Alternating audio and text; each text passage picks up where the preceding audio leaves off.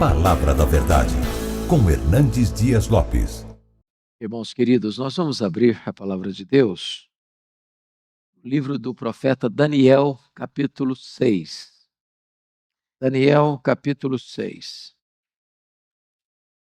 Leremos até o versículo 28, todo este capítulo. Daniel 6.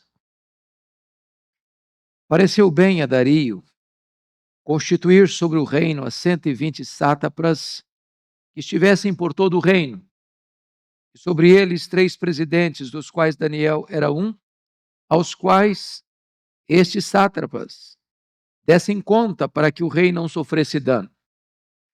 Então mesmo Daniel se distinguiu destes presidentes e sátrapas, porque nele havia um espírito excelente, e o rei pensava em estabelecê-lo sobre todo o reino.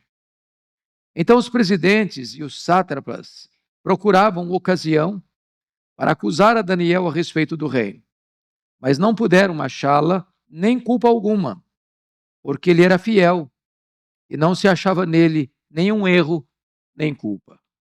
Disseram, pois, esses homens: nunca acharemos ocasião alguma para acusar este Daniel, se não a procurarmos contra ele na lei do seu Deus. Então, estes presidentes e sátrapas foram juntos ao rei e lhe disseram: ó rei Dario, vive eternamente. Todos os presidentes do reino, os prefeitos e sátrapas, conselheiros e governadores, concordaram em que o rei estabeleça um decreto e faça firme o interdito que todo homem que por espaço de 30 dias fizer petição a qualquer deus ou a qualquer homem e não atire ao rei, seja lançado na cova dos leões. Agora, pois, ó rei, sanciona o interdito e assina a escritura para que não seja mudada, segundo a lei dos medos e dos persas, que se não pode revogar. Por esta causa, o rei Dario assinou a escritura e o interdito. Daniel, pois, quando soube que a escritura estava assinada, entrou em sua casa e em cima no seu quarto, onde havia janelas abertas da banda de Jerusalém, 3 vezes no dia se punha de joelhos e orava, e dava graças diante do seu Deus, como costumava fazer. Então aqueles homens foram juntos, e tendo achado a Daniel a orar e a suplicar diante do seu Deus, se apresentaram ao rei, e a respeito do interdito real lhe disseram: não assinaste o interdito que por espaço de 30 dias todo homem que fizesse petição a qualquer deus ou a qualquer homem e não atire ao rei fosse lançado na cova dos leões? Respondeu o rei e disse: esta palavra é certa, segundo a lei dos medos e dos persas, que se não pode morrer revogar. Então responderam e disseram ao rei: esse Daniel, que é dos exilados de Judá, não faz caso de ti, ó rei, nem do interdito que assinaste. Antes, 3 vezes por dia, faz a sua oração. Tendo o rei ouvido essas coisas, ficou muito penalizado e determinou consigo mesmo livrar a Daniel, e até o pôr do sol se empenhou por salvá-lo. Então, aqueles homens foram juntos ao rei e lhe disseram: sabe, ó rei, que é lei dos medos e dos persas, que nenhum interdito ou decreto que o rei sancione se pode mudar. Então, o rei ordenou que trouxessem a Daniel e o lançassem na cova dos leões. Disse o rei a Daniel: o teu Deus, a quem tu continuamente serves, que ele te livre. Foi trazida uma pedra e posta sobre a boca da cova. Selou-a o rei com o seu próprio anel e com o dos seus grandes, para que nada se mudasse a respeito de Daniel. Então, o rei se dirigiu para o seu palácio, passou a noite em jejum e não deixou trazer à sua presença instrumentos de música, e fugiu dele o sono. Pela manhã, ao romper do dia, levantou-se o rei e foi com pressa à cova dos leões. Chegando-se ele à cova, chamou por Daniel com voz triste. Disse o rei a Daniel: Daniel, servo do Deus vivo, dar-se o caso que o teu Deus, a quem tu continuamente serves, tenha podido livrar-te dos leões. Então Daniel falou ao rei: ó rei, vive eternamente. O meu Deus enviou o seu anjo e fechou a boca dos leões, para que não me fizessem dano, porque foi achada em mim inocência dentro de ti. Também contra ti, ó rei, não cometi delito algum. Então o rei se alegrou sobremaneira e mandou tirar a Daniel da cova. Assim foi tirado Daniel da cova, e nenhum dano se achou nele, porque crera no seu Deus. Ordenou o rei, e foram trazidos aqueles homens que tinham acusado a Daniel, e foram lançados na cova dos leões, eles, seus filhos e suas mulheres. E ainda não tinham chegado ao fundo da cova, e já os leões se apoderaram deles e lhes esmigalharam todos os ossos. Então, o rei Dario escreveu aos povos, nações e homens de todas as línguas que habitavam em toda a terra: paz vos seja multiplicada. Faço um decreto pelo qual, em todo o domínio do meu reino, os homens tremam e temam perante o Deus de Daniel, porque ele é o Deus vivo e que permanece para sempre. O seu reino não será destruído e o seu domínio não terá fim. Ele livra e salva e faz sinais e maravilhas no céu e na terra.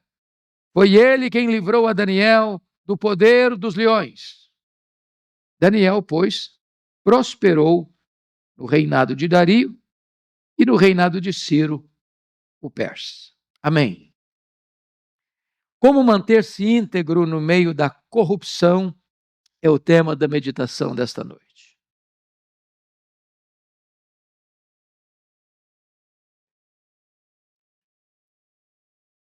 Parece-me que corrupção é o cardápio do dia na mesa do brasileiro. É a sopa quente servida no jantar da noite. A corrupção está instalada em todos os setores da sociedade brasileira.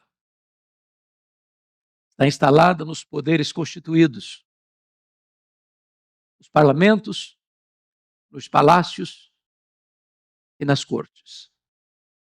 Está presente no comércio, na indústria, nas transações internacionais. Este mal graça e sopita em todos os aspectos da sociedade. Warren Wiersbe, ilustre escritor americano, diz que a maior crise da sociedade é a crise de integridade. Está presente na família e, às vezes, até na igreja. Um fato me chamou a atenção há pouco tempo. Estava lendo sobre esse acontecimento que ocorreu há alguns anos, no dia 28 de janeiro de 1986. Era uma terça-feira, fria, gelada, e o mundo aguardava, o Cabo de Canaveral, o lançamento da nave espacial Challenger. A noite muito fria, o tempo impróprio, e eu ouvi uma grande disputa de ideias. De um lado, os engenheiros e técnicos dizendo que não era prudente lançar naquela manhã do dia 28 de janeiro aquela nave espacial. Por outro lado, os investidores, aqueles que entendiam que retardar aquele lançamento seria um grande prejuízo, arranharia a imagem, até mesmo da nação, foram contundentemente contrários ao adiamento daquele lançamento. E mesmo em face desta discussão entre técnicos e investidores, a contagem regressiva não foi paralisada. E então, naquela manhã, 28 de janeiro de 1986, a nave espacial Challenger foi lançada. E 70 minutos depois, ela explode no ar com 7 astronautas. E o mundo inteiro assiste àquela tragédia. E aquela tragédia foi discutida na imprensa para examinar as causas. Mas a causa verdadeira foi exatamente falta de integridade. Este é um problema que não é novo, é um problema antigo. E o texto que nós estamos lendo retrata para nós exatamente esse cenário. A falta de integridade na política de um império antigo. A mesma falta de integridade que você vê hoje na política brasileira. Muda partido, muda candidato, muda o cenário. Partido vem, partido vai, partido sobe, partido desce. Mas a falta de integridade está com as suas garras, com os seus tentáculos enfiados na nação brasileira. Homens que deveriam ser exemplo e modelo da nação, como ratazanas esfaimadas, mordem sem piedade o erário público, desviando recursos, empobrecendo a nação, maculando a honra da nação e trazendo uma espécie de ausência de esperança no futuro. Eu gostaria que nós olhássemos hoje, meus irmãos, esse texto lido, para entender que a igreja pode olhar para a Escritura, a sociedade brasileira pode olhar para a Escritura e encontrar uma resposta de Deus para esse tempo tão difícil que aflige, que angustia a todos nós. Primeiramente, vejamos Daniel, um homem íntegro num meio encharcado de corrupção. Qual o contexto aqui? O contexto é que este Daniel foi levado para a Babilônia ainda muito jovem, como escravo, como um cativo, quando Jerusalém foi tomada. E antes mesmo de Jerusalém sucumbir, ele foi levado na primeiro cerco de Jerusalém, em 606. Mais tarde, ele toma consciência que a sua cidade, o seu país foi dominado, foi escravizado, e o seu povo foi levado prisioneiro. Mas ele permaneceu fiel a Deus, apesar das circunstâncias adversas. Resolveu firmemente o seu coração não se contaminar. Foi colocado numa posição de honra no grande reino da Babilônia. A Babilônia caiu nas mãos do Império Medo-Persa. E diz a Bíblia que Daniel continuou como um grande personagem político da mais alta monta e influência naquele novo império. Curiosamente, o Império da Babilônia, vocês bem sabem, era centralizado no rei. O rei era o todo-poderoso. Ele era a lei e ele estava também acima da lei. O novo império que assume, o Império Medo-Persa, é diferente. O poder é descentralizado. Então, rei Dario nomeia 120 sátrapas, como se fossem prefeitos no seu grande império, e nomeia 3 governadores para que esses governadores fiscalizassem esses chamados prefeitos, para que não houvesse dano, para que não houvesse corrupção, para que a corrupção não drenasse os recursos do seu império e assim o império pudesse se desenvolver. Mas diz o texto que ele, por entender que em Daniel havia um espírito excelente, por entender que o Daniel era diferente dos demais, por entender que ele era um homem íntegro e confiável, ele pensava colocar Daniel acima dos outros governadores e sob o comando de todo o seu império. E aqui uma primeira palavra: a integridade incomoda. Um homem íntegro desestabiliza o sistema. Um homem íntegro é um perigo para o esquema de corrupção. Então diz a Bíblia que esses outros governadores começaram a se reunir com os 120 sátrapas ou prefeitos para bolar um plano. Esse Daniel precisa sair do nosso caminho. Vamos examiná-lo. Vamos investigar a vida dele. Vamos abrir os arquivos secretos da vida dele. Vamos entrar nas páginas secretas das suas redes sociais. Vamos examinar mais profundo o seu passado. Vamos investigar melhor o seu presente. Vamos fazer uma varredura na sua vida.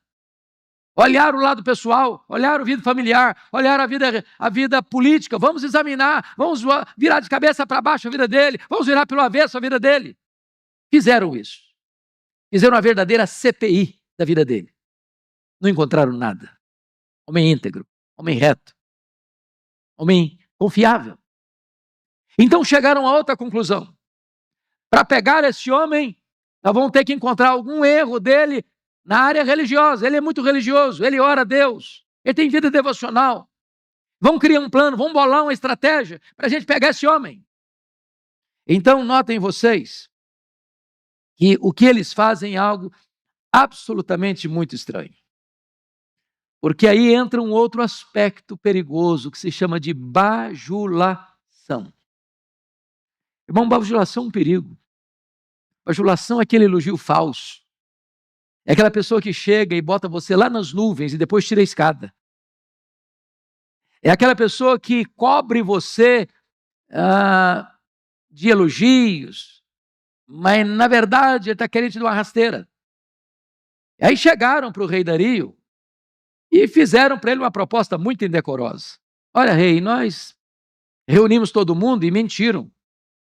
Porque disseram para o rei que estavam todos eles em comum acordo, conforme o verso 7, em comum acordo. Só que Daniel não está sabendo de nada. É uma mentira. Por trás da bajulação tem a mentira. E a proposta é esta, rei. É que nós queremos que por 30 dias o senhor assuma o papel de divindade. Ninguém neste reino, vasto reino, pode fazer qualquer pedido, qualquer oração, qualquer súplica, a qualquer Deus ou a qualquer homem que não seja a ti, ó rei Dario. E tem uma coisa, o senhor vai assinar esse decreto, o senhor vai sancionar esse decreto, e dentro da estrutura do Império Medo-Persa, a lei era maior do que o rei. Diferente do Império Babilônico, em que o rei era maior que a lei. De tal forma que se o rei sancionasse um decreto, ele estava obrigado a obedecer aquele decreto, porque a lei era maior que ele.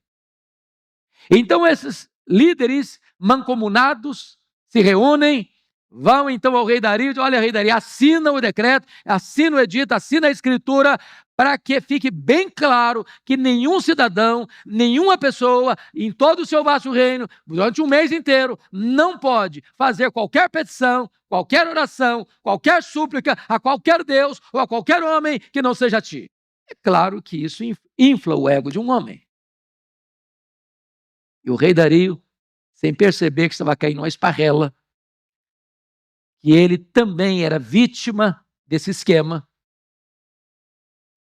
gostando da bajulação, blasfema, fazendo dele um Deus durante um mês, assina o edito. Assina o edito. Eu quero destacar o aspecto, irmãos, de que é possível ser uma pessoa honrada e íntegra, mesmo quando você vive cercado de um mar de lama. Há um adágio muito conhecido aqui no Brasil que não é verdadeiro. O poder corrompe. Na verdade, o que é verdade é que o poder revela os corrompidos.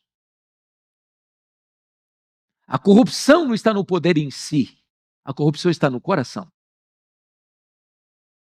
Homens corruptos, quando têm poder, se revelam, se mostram. Alguém já disse, você quer conhecer alguém? Dê poder a ele. Agora notem, a integridade não isenta você de ser alvo de conspiração. Ou seja, o fato de você ser íntegro não quer dizer que você não vai sofrer. Aliás, as pessoas que mais sofrem, eu penso, no contexto político, sobretudo brasileiro, são os íntegros. Porque se você não concordar com o sistema, com o conluio, com os conchavos, com as vantagens, com os bastidores sombrios, lá nos porões do poder, Você incomoda. Você incomoda. Mas isso não é novo, isso é antigo. Isso é a história da humanidade, caída, rendida ao pecado. E Daniel é uma prova disso. Ele é um homem de Deus, ele é um homem íntegro, ele é um homem honesto, ele é um confiável. Mas ele faz mal ao sistema corrupto. Ele incomoda o sistema corrupto. Ele é uma pedra no sapato dos corruptos. O governo dele desarticula os planos dos corruptos, porque ele era um dos governadores e tudo tinha que passar também por ele. E dessa forma eles tramaram contra ele. Agora, esse texto ainda, meus irmãos, mostra outra coisa. A pessoa que bajula é a mesma que vai tentar derrubar você. Então preste atenção nos elogios. Nós não somos contra, e nem a Bíblia jamais é contra elogio. O elogio é bem-vindo, se ele é sincero, se ele é honesto, se ele é proporcional, que tem que ser proporcional.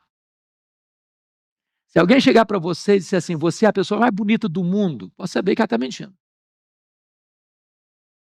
Se ela falar para você, se você é o cara mais inteligente da Terra, pode saber que está mentindo. Então, todo elogio exagerado, ele vem num pacote de mentira, num pacote de engano, e ele tem um propósito. Passa uma rasteirinha em você, enganar você, porque a arma do bajulador é a mentira, conforme está no versículo 7. Porque o versículo 7 diz que eles todos concordaram com isso. Todos os presidentes do reino, os prefeitos e sátrapas, conselheiros e governadores, concordaram em que o rei estabeleça um decreto. Daniel está sabendo de nada. Ele não foi convidado, ele não fez parte dessa reunião subterrânea, nada republicana. Então tem aí uma mentira. Agora, a vida de Daniel ainda prova que um homem pode ser íntegro, meus irmãos, tanto na adversidade como na prosperidade.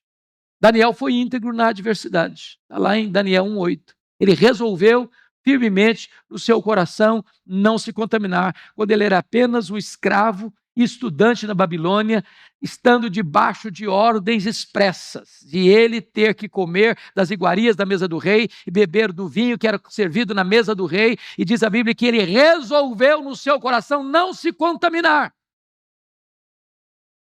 Se você ceder em áreas menores, você não terá força moral para não ceder nas coisas maiores. Agora Daniel, depois de ser primeiro-ministro no Império da Babilônia, agora ele ocupa um cargo de presidente, entre 3 presidentes, que coordena todo o aspecto político do Império Medo-Persa, está em altas rodas políticas daquele império, mas permanece íntegro. Então você é um pobre íntegro, você é um rico íntegro, você é um funcionário e você é um gerente, você é o varredor do chão da fábrica e você é o CEO da empresa multinacional. Não importa quanto dinheiro você ganha, não importa a posição que você ocupa, você precisa ser íntegro. Integridade é inegociável. Alguém diz aí nos ditados populares do Brasil, todo ser humano tem um preço. O homem de Deus não tem preço. O homem de Deus não vende a sua consciência. O homem de Deus não negocia seus princípios. Ele prefere a morte. Ele prefere a prisão, como Daniel. Ele prefere a morte, como Daniel. Ele prefere a morte, como o João Batista. Ele não abre mão dos seus princípios e dos seus valores. Pois bem, a vida de Daniel nos prova ainda que integridade implica em você fazer o que é certo quando ninguém está olhando ou quando todos estão transigindo. Porque há pessoas honestas diante das câmeras. Se você olhar a política brasileira, as entrevistas dos políticos, na hora de dar uma entrevista ou na hora de um programa, todos eles são honestos. Ninguém diz, não, eu sou um cara corrupto. Diante dos holofotes, todo mundo é digno de aplausos, os maiores encômios. Mas quando você vai ver nos bastidores, quando não tem ninguém olhando, ou quando todos estão transigindo, não, aqui é o sistema, é assim, aqui funciona assim. Se você não entrar no esquema, você não sobrevive. Se você não for um político desonesto, você não vai aprovar nada. Você não vai conseguir emenda nenhuma, você não vai conseguir dinheiro nenhum para o seu estado. Se você não entrar no esquema, você está fora do jogo. Esse é o entendimento, essa é a lei que parece que rege. E o que está acontecendo com Daniel é exatamente isso. Havia uma corrupção instalada. O rei Dario está preocupado com isso. Ele sabe que a corrupção está aí e ele quer cercar, ele quer barrar a corrupção. E o que ele faz? Ele nomeia 3 governadores para fiscalizar os 120 prefeitos. A corrupção está lá. Mas Daniel não contribui com esse sistema. E se não contribui com esse sistema, ele tem que ser eliminado. É exatamente isso que está acontecendo aqui. Então, meus amados irmãos, algumas conclusões desse primeiro ponto. Primeiro, piedade não é um impedimento para grandeza e promoção. É possível ser crente e ser um político crente? É possível ser crente e ocupar um cargo público? É possível ser crente e ter influência na nação? É possível, Daniel é uma prova disso. Segunda aplicação prática. A importância absoluta da verdadeira religião na vida de um homem. Se você percebeu o que está mantendo Daniel nessa posição de firmeza na política e mesmo diante de uma sentença de morte, é porque ele acreditava em Deus e confiava em Deus. Há um poder maior, há uma convicção maior que segura esse homem. Não é apenas valores familiares, não é apenas estrutura moral, não é apenas conhecimento, não. Este homem tem uma estrutura muito transcendente que o segura na hora das tempestades da vida, que é a sua confiança em Deus. A terceira lição prática nesse primeiro ponto é a profundeza da depravação humana. Daniel não está sendo perseguido porque ele é mau, porque ele é corrupto, porque ele desvia dinheiro público. Ele não está sendo perseguido porque ele é um problema para o seu reino, não. Ele está sendo perseguido porque é honesto, que é bom, que é crente, porque é fiel, porque é confiável, porque ele não negocia princípios e valores. Então, se você está sendo perseguido por ser fiel, fique tranquilo, você tem boa companhia do seu lado. Daniel é uma delas. Bom, mas vamos ao segundo ponto desse texto. Daniel é um homem que prefere a morte a transigir com a sua integridade. Versículo 10 nos informa que quando Daniel toma conhecimento de que o rei Dario sancionou o edito de bajulação blasfema que sugeriram para ele de ocupar a posição de Deus durante um mês, que ninguém podia orar ou pedir nada para alguém a não ser a ele, qualquer outro Deus a não ser a ele, ele podia pensar, bom, então agora eu não posso orar durante esses 30 dias. Eu vou fazer um jejum de oração durante 30 dias, não vou orar. Deus vai saber por que eu não vou orar. Deus sabe que o meu coração é dele. Eu vou me poupar. Eu não vou cair na esparrela desses caras que tramaram contra mim. Ou eu vou orar e vou fechar a janela para ninguém ver. Porque o que importa é que Deus está vendo. Muito embora os homens não estejam olhando. Meus irmãos, se nós olharmos o cenário, eu não sei se nós teríamos a coragem de Daniel. A gente podia olhar, tem muita coisa a perder. Se eu saio desse governo agora, vai ser uma encrenca. Eles vão botar a mão em tudo. Então eu vou ser prudente, eu não vou orar durante 30 dias, ou eu vou orar com a janela fechada. E se Daniel fizesse isso, você talvez aplaudiria Daniel. Parabéns, Daniel, você é um cara prudente, um cara sábio, um cara sensato. Mas Daniel entendeu outra coisa.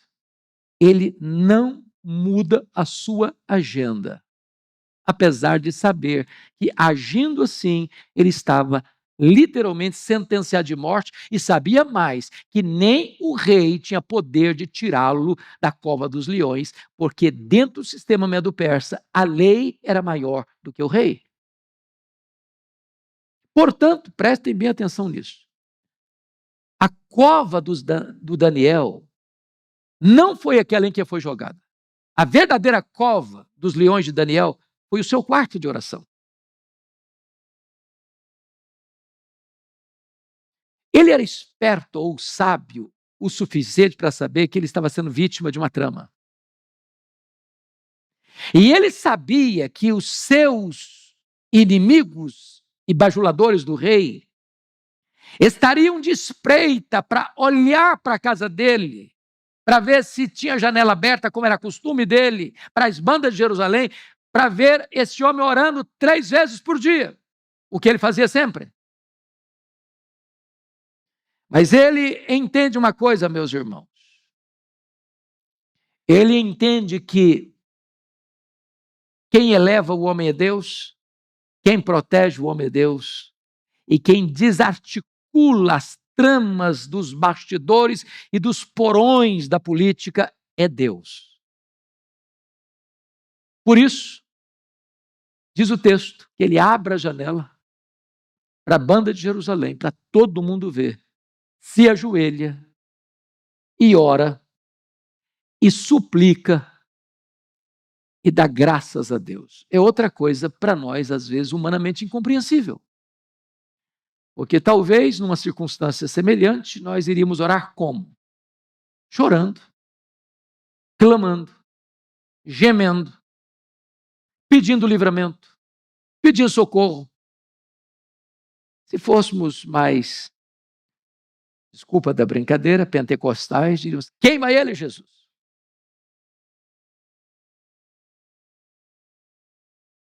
E ele ora e dá graças. E dá graças. Meus amados irmãos,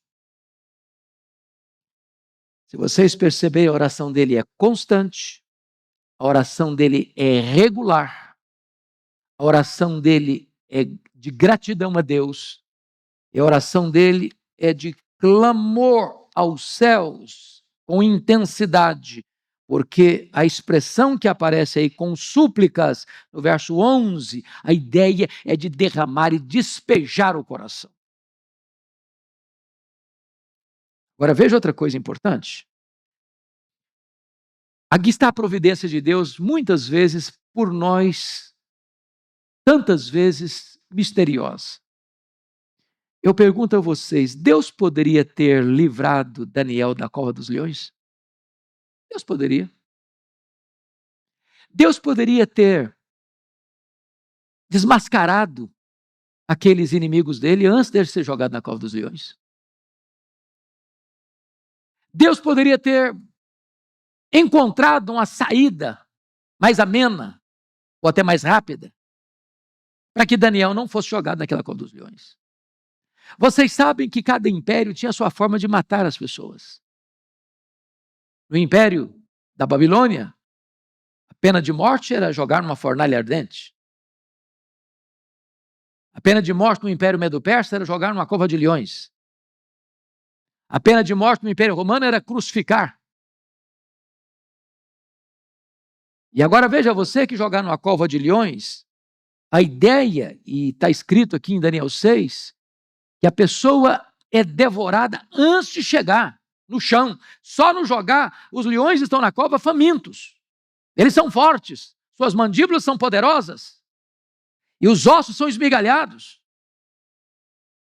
É uma morte rápida. E o texto vai nos informar então que eles descobrem, eles informam o rei tenta salvar Daniel, e aí eu acho muito curioso, porque quando o rei intenta salvar Daniel até o pôr do sol, os mesmos que bajularam chegam para o rei e falam, olha rei, o senhor não pode fazer isso não. O senhor não sabe que a lei é maior do que o senhor? O senhor assinou e agora o senhor cumpre. E aí o rei já começa a perceber a jogada. O rei começa a perceber que aqueles que o bajularam tinham uma coisa por trás para bajulá-lo. Que toda aquela exaltação, colocando como uma divindade durante 30 dias, não tinha nada de honesto naquilo, não tinha nada de sincero naquilo, era uma bajulação hipócrita que levava e induzia o rei a um erro para assinar um documento, para atingir uma pessoa que o rei admirava e queria constituí-lo como presidente de todos os demais.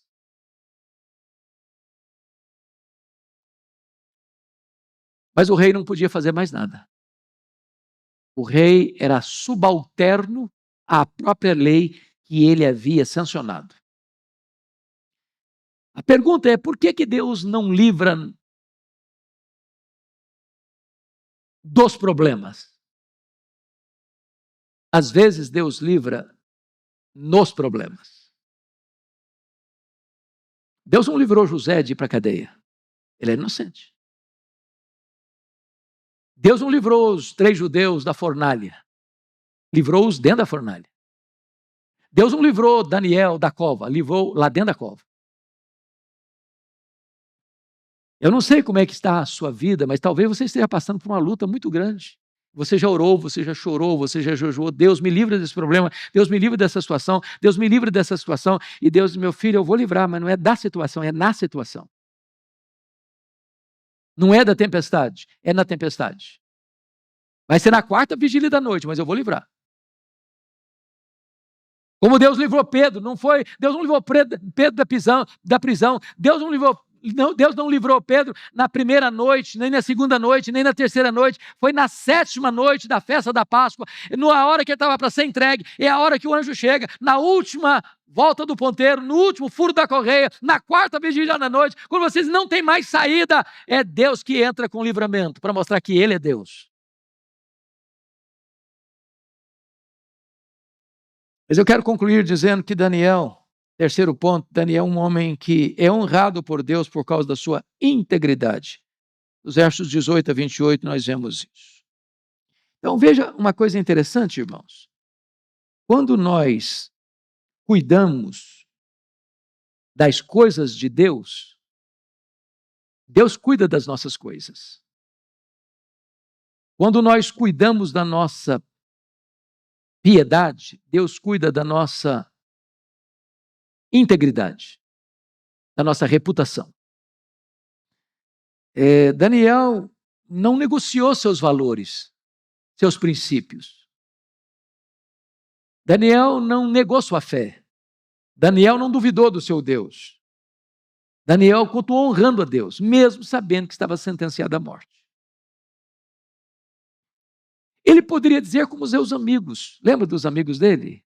Quando o rei disse, olha, não tem jeito, vocês vão ser jogados na fornalha. Vocês vão curvar agora ou não vão? Falei, nós não vamos. Se o nosso Deus quiser nos livrar, Ele tem poder para nos livrar. Mas se Ele não quiser nos livrar, nós não vamos nos render. Nós não vamos negociar nossa fé. Nós não vamos transigir com os nossos valores. Nós vamos continuar servindo a Deus.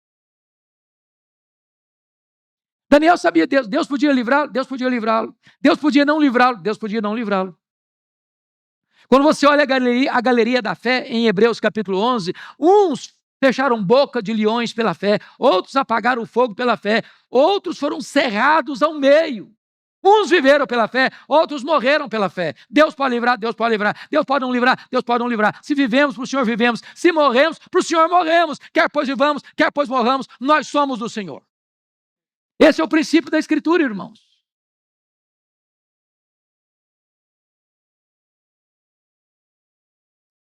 Agora veja o verso 24 comigo. Quando nós cuidamos da nossa integridade, Deus defende a nossa causa contra os nossos inimigos, porque Deus virou a mesa. E quando Deus vira a mesa, até gente que talvez não tinha culpa diretamente, passa a sofrer as penalidades. Porque olha o versículo 24.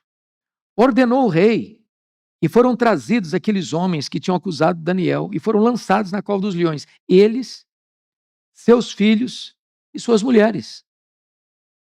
Nós não temos informação de que os filhos desses homens, que as mulheres desses homens estavam também nessa trama. O pecado é assim.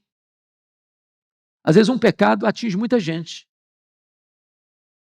As pessoas que estão à volta sofrem os reveses do pecado. E agora as consequências são para eles e para as respectivas famílias. E diz o versículo 25, não, versículo 24. E ainda não tinham chegado ao fundo da cova, e já os leões se apoderaram deles e lhes esmigalharam todos os ossos. Ou seja, Deus mudou o placar do jogo. Deus virou a mesa. A situação se reverteu. Quem estava ganhando, perdeu. Quem estava perdendo, ganhou.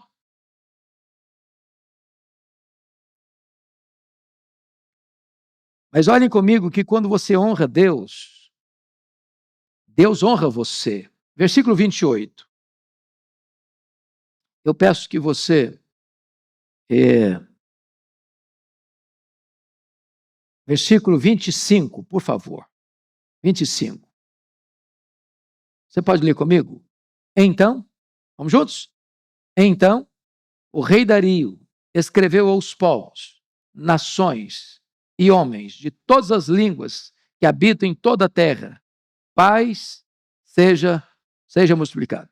Agora, vamos entender que esse edito do rei,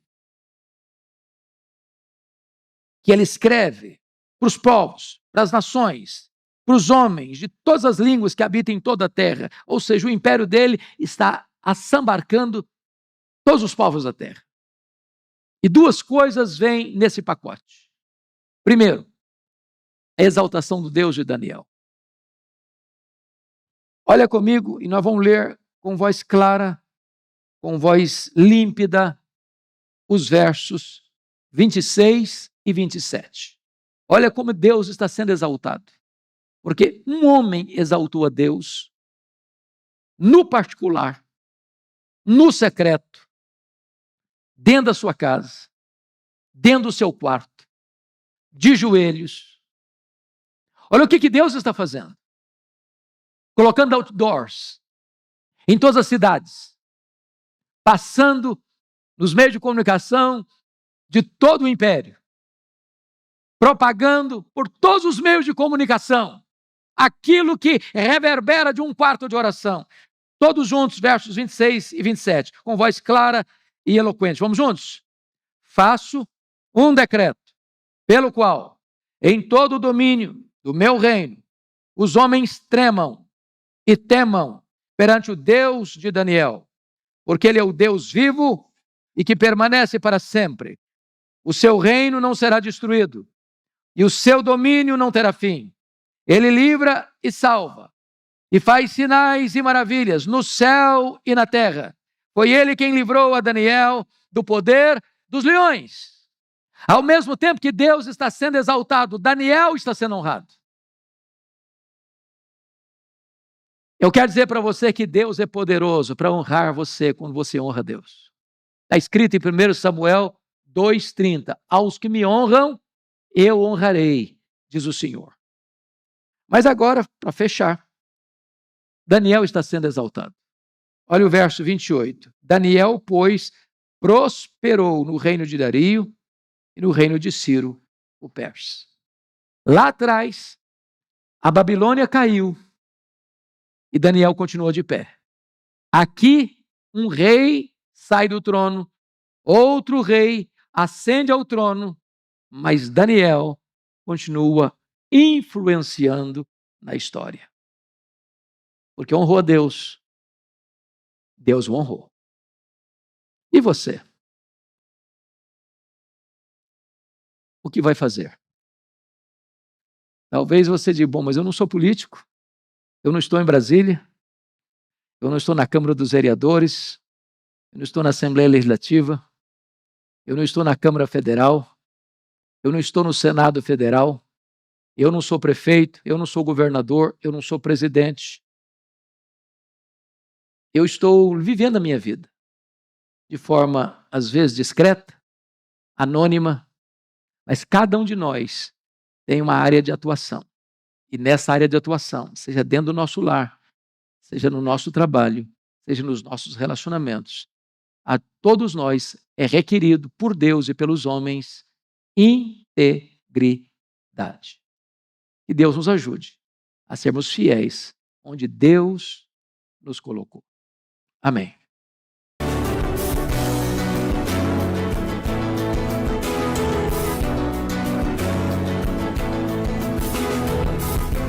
Palavra da Verdade, com Hernandes Dias Lopes.